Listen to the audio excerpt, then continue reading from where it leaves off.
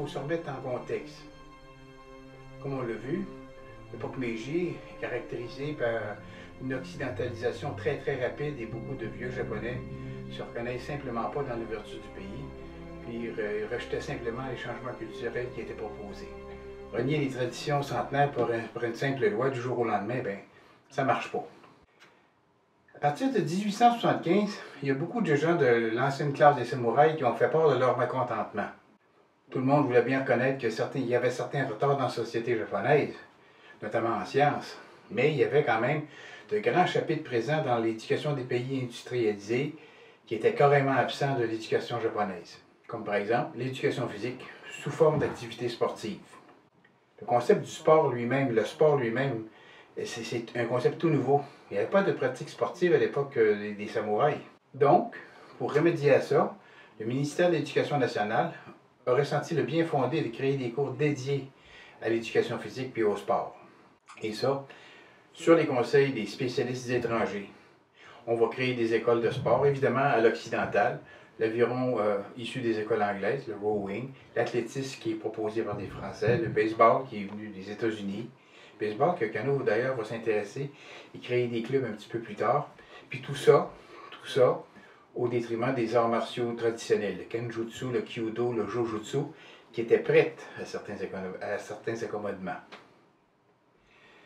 Bref, en partie pour répondre aux nostalgiques qui voulaient inclure les écoles, le libido à l'école, et aussi pour répondre aux désirs des enseignants, le ministère a fait une commission d'examen, une commission d'enquête, qui va être chargée d'analyser les avantages et les inconvénients du maintien de l'enseignement des arts martiaux traditionnels dans les futurs cursus scolaires. Il faut comprendre que ce débat-là, il sera lourd de conséquences. Lourd de conséquences, en effet, là, pensez-y, le gouvernement est à mettre en place le contenu des cours pour les écoles. C'est ça l'enjeu. Et un des problèmes qui est exposé par plusieurs, c'est que la commission est composée de gens qui ne sont pas vraiment friands des arts martiaux, mais pour démontrer une certaine bonne foi, certaines écoles de Jujutsu ont été invitées, par exemple le Toda Ryu, le Tenshin Shinyo Ryu, le Kito Ryu. Les deux de ces écoles-là sont bien connues du professeur Kano. En octobre 84, le rapport du comité tombe. Un rapport mitigé qui n'inclut pas le Jujutsu ni aucun Budo comme matière obligatoire. Kano est déçu et à 24 ans, il n'a pas encore l'influence nécessaire pour faire changer les choses.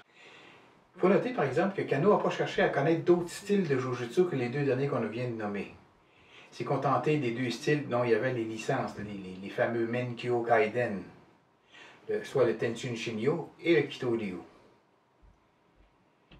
Puis il faut dire aussi qu'il y avait une attitude plus de chercheur que de collectionneur de style. Par contre, comme il le mentionne lui-même dans le livre Kodokan Judo Gaisetsu en février 1915, il a acheté tous les rouleaux, les fameux Densho, qui renferment les secrets de bien des écoles, tout ce qui était disponible dans les boutiques. De toute manière, il a été bien trop occupé pour mener à bien l'étude de nouveaux défis, aller dans les dojos et tout ça. On va parler maintenant des deux styles en question, Tenshin Shinyo et Kito Ryu. Le Tenshin Shinyo a été créé relativement tard, soit vers la fin du Bakufu, par Izo Matazanaemon. Tenshin Shinyo, c'est la fusion de deux systèmes de Jujutsu, le Yoshin Ryu, l'école du Soul, et le Shin-no Shinto Ryu. Une des caractéristiques distinctives du Tenshin Shinyo, c'est l'utilisation d'atemi sur les points vitaux pour perturber l'équilibre de l'adversaire. On dit des atemi de diversion, pas des atemi de conclusion, qui visent à mettre l'adversaire knock-out. D'une manière ou d'une autre, c'était quasi impossible avec des adversaires en armure. Puis ça, c'est suivi d'un mouvement plus souple, plus fluide du corps. Un peu comme en Aiki Jujutsu. Et ça, c'est très différent de certaines anciennes écoles de Jujutsu qui utilisent des mouvements un peu plus grands et un peu plus lents à l'entraînement pour un peu, comment je dirais ça, utiliser l'armure sur le champ de bataille. Tenshin Shinyo a été développé en 1663, donc après la période de la guerre civile au Japon, ce qui va sous-entendre une pratique possible sans armure. Les mouvements accentués étaient plus rapides et évidemment, il y avait plus de points vitaux qui ont été incorporés parce qu'ils étaient exposés, parce qu'il n'y avait plus d'armure. Et c'est aussi le style qui a été adopté par le shogunat Tokugawa. Un principe moteur est exprimé dans les textes de Yoshinryu. Le principe de l'adaptation aux réactions de l'adversaire. Kano va retenir cet aspect-là, puis va l'approfondir pour ce qui devienne un petit peu plus tard le Junori. Junori du Kodokan Judo. L'école de Kito, quant à elle, sur le plan des techniques, le gi, ce qu'on appelle le gi, le style enseignait plusieurs techniques de projection. Notamment des techniques qui étaient issues du Yoroi Kumiuchi, combat en armure, des projections de jambes, comme Osoto Otoshi, des sutemi. Et puis il faisait beaucoup de randori. L'entraînement était basé sur les randori. Une des théories de l'école de Kito, qui relève du Shin, si vous voulez, ça se traduirait par une attitude correcte dans le combat, aussi bien mentalement que physiquement, pour s'adapter au comportement de l'adversaire et atteindre l'efficacité maximale. Oh, ça commence à ressembler à du Seiryoku Zenyo, maximum d'efficacité pour le minimum d'effort.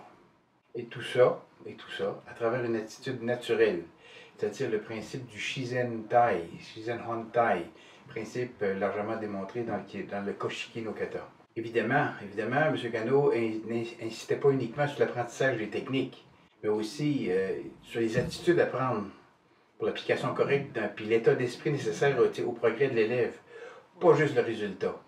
C'est d'ailleurs à cette époque-là qu'il se rend compte que les écoles de Jujutsu, compartimentées comme ils étaient, là, avaient des contenus qui sont exclusifs, hermétiques à chaque style. Et évidemment, il y a une conséquence à ça, c'est qu'il était incomplet. On comprend que c'est vraiment le moment précis que l'idée du judo, la voix, a pris ses distances face à la technique jutsu. Si vous avez aimé la vidéo, vous savez quoi faire, donnez-nous un pouce en l'air. N'oubliez pas d'activer les clochettes pour recevoir les notifications. Et surtout, n'hésitez pas à vous abonner à la chaîne Martialement Vôtre. On parle de judo, on va parler d'aiki, on va parler de karaté, on va parler des arts martiaux japonais. Ce qui nous intéresse, ce qui vous intéresse.